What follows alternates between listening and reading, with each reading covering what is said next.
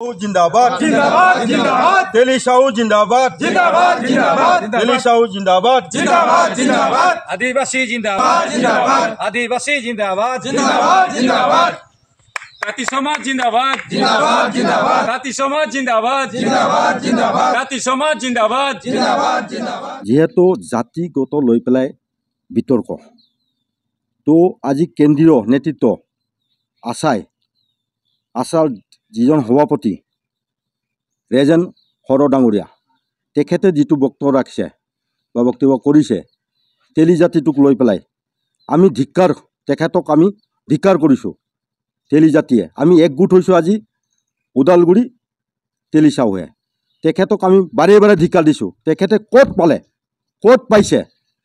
তেখেতে কোনে অধিকাৰ দিলে যে আমাৰ জাতিটো লৈ মাত মাতিবৰ কাৰণে আৰু বিহাৰী ক'বলৈ আমি যুগ যুগ ধৰি পেলাই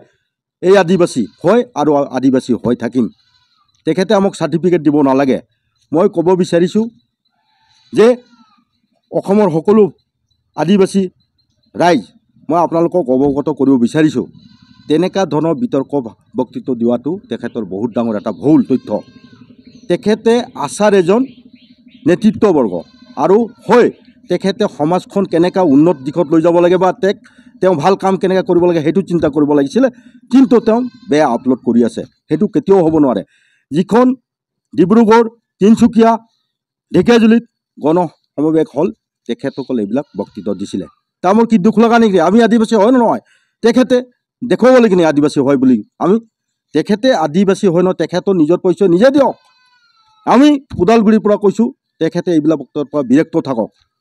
অভ্যত তেখেতৰ প্ৰতি আমি কিবা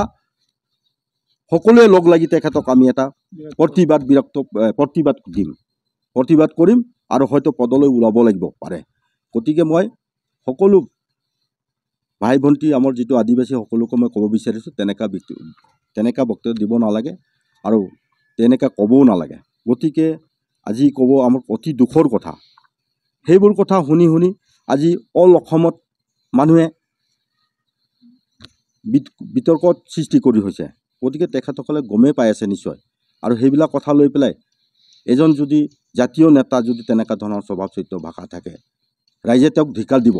আৰু সেইখিনি কৈ जुआ 27/10/2025 तारीख में कार्बी आंगलंग जिला के नाम्बर नदी चाह बागिचा में जनजातिकरण के लेके एक जनसभा आयोजन हो रहे और वो जनसभा में राजेन हरो नाम के आशा के कोनो एक व्यक्ति लगे मैं भाल से नहीं जानन वो तेली समाज के ऊपर एक विरूप मंतव्य दे रहे। वो बोल रहे जे तेली समाज गिला बिहारी एरकम टाइप के बोले खोजत रहे। तो এই ব্যক্তিটাকে মই বিশেষ গৰিহণা দেথো যে এই ছাত্ৰ সমাজকের লাগে না এই অন্য সমাজকের লাগে মোকে তার উপরে সন্দেহ হতে কিন্তু ছাত্র সমাজকের সদায় একটা উদ্দেশ্য থাকেল যে हमनी একসঙ্গে একগুট হয়ে চলিল। কিন্তু এই প্রথম এই 200 বছর ইতিহাস মই ইয়াকে পহলি বার দেখলো যে একটা ছাত্র নেতা একটা জনগোষ্ঠীকে ভাঙি के उ মানে চুরমার করে খুঁজতে। আরও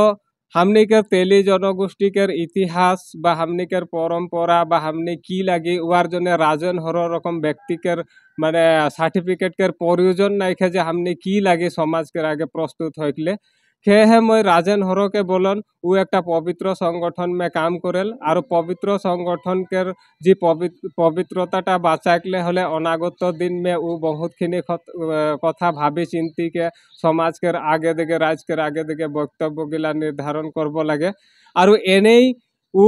आज के ST पाए के SC पाए उर लेके हमनी के बोले नहीं है उर जने आसाम गवर्नमेंट है RGI है राष्ट्रपति है विभिन्न सांसद है उमन विचार परामर्श करबें जे के SC लगे के आदिवासी लगे। किंतु राजेन हरो आज निजे एक संविधान है खोजत है उर बोला मते आज पूरा माने आसाम के आईनटा उर हिसाब से पास है नेकी एगिला किसुमान वो कथा बोलते जीटा संविधान में अस्वीकार्य कथा खे है। बाकी जे जी पावनी है वो पावी उर लेके हमनी के कोनो मतलब नहीं है। किंतु राजन हरो हमनी के जाति बा तेली कुर्मी ताँती आदि जाति गिला के विषय में मैं के बोले एरकम विरूप मंतव्य बार बार हमनी के जी माने नीचा देखा के कोशिश करेल ওইগিলা কের জনে মই গৰিহণা দেথো যেহেতু এই যে 27 তারিখত আমি আশা কেন্দ্রীয় কমিটির সভাপতি রেজেন হর ডাঙরিয়া যি বিলুপ্ত মন্তব্য আমার সমাজের উপর দাঙি ধরিছিলে যে খাটি আদিবাসী নকলি আদিবাসী এই খাটি আদিবাসীর নকলি আদিবাসীর ওপৰত মই কব যাওঁ আজি আমি ছাত্ৰ সংগঠন আমি কৰি আহিছোঁ আমিও কৰিছোঁ তেখেতসকলে তেওঁলোকে কৰি আছে গতিকে এই যে খাটি আৰু নকলি আদিবাসী বুলি আমি কেতিয়াও আমি সংগঠন কৰা নাই আজি তাৰিখত তেখেতে এই যে খাটি আৰু নকলি আদিবাসীৰ সাৰ্টিফিকেট দিয়া মানুহজন কোন আমি এই সাৰ্টিফিকেট দিয়া আমি তাৰ পৰা আমি সাৰ্টিফিকেট বিচাৰা নাই গতিকে এই সাৰ্টিফিকেট দিয়াৰ কোনো যোগ্য নহয় আৰু তেখেতে যে ছাত্ৰ নেতা হয় ছাত্ৰ সংগঠন নেতা হিচাপে তেওঁ আমাৰ জনগোষ্ঠীটোক সকলোৰে চিন্তা কৰি সংগঠনটো চলাই লৈ যাব লাগে আৰু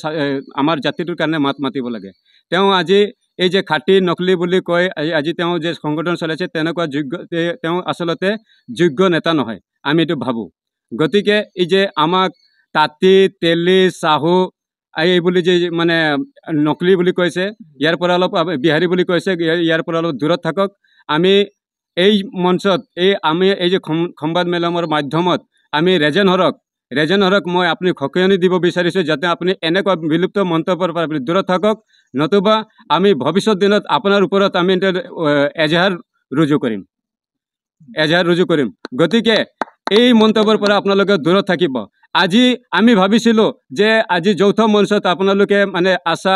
আপোনালোকে একলগ হৈ আমাৰ জাতিৰ কাৰণে মাত মাতি আছে বুলি কিন্তু আজি আপুনি দেখুৱাই দিলে যে আপোনালোকে সেলফিছ আপোনালোকে স্বাৰ্থপুঁজি আপোনালোকে